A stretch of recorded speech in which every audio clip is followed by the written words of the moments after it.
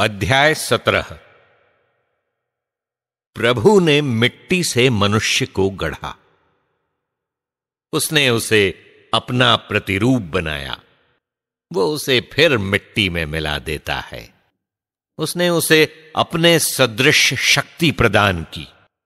उसने मनुष्यों की आयु की सीमा निर्धारित की और उन्हें पृथ्वी की सब वस्तुओं पर अधिकार दिया। उसने सब प्राणियों में मनुष्य के प्रति भय उत्पन्न किया और उसे सब पशुओं तथा पक्षियों पर अधिकार दिया।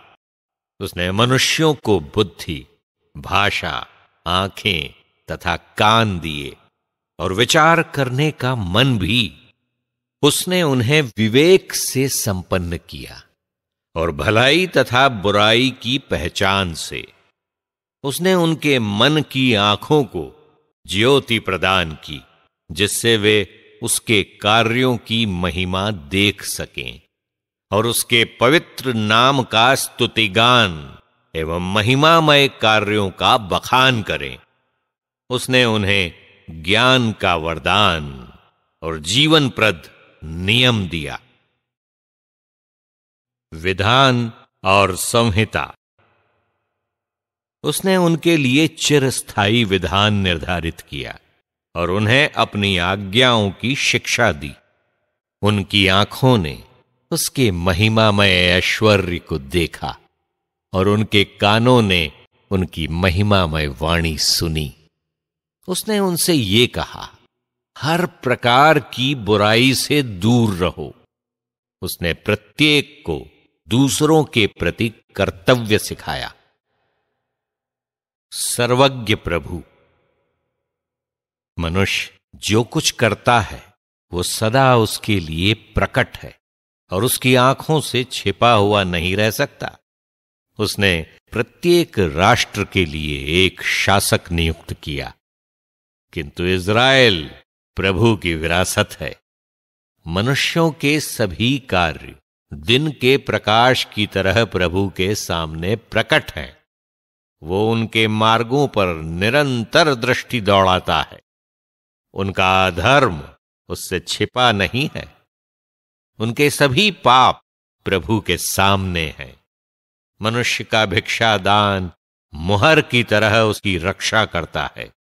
प्रभु मनुष्य का परोपकार आंख की पुतली की तरह सुरक्षित रखता है। वह अंत में उठकर उन्हें प्रतिफल प्रदान करेगा। वो उनका पुरस्कार उनके सिर पर रख देगा।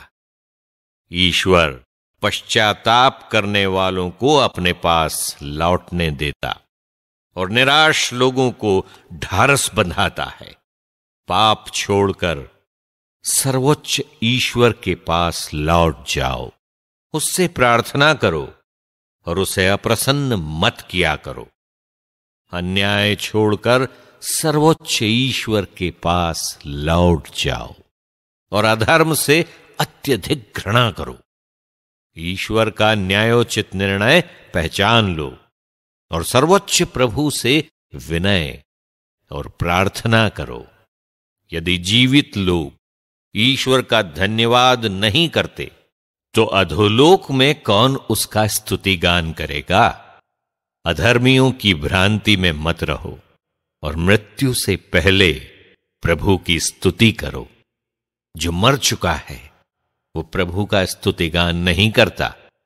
जो जीवित और सकुशल है वही प्रभु को धन्य कहता है। जीवित और सकुशल रहते हुए प्रभु को धन्य कहो। प्रभु की स्तुति करो और उसकी दया पर गौरव करो। कितनी महान है ईश्वर की दया और उसके पास लौटने वालों के लिए उसकी क्षमाशीलता।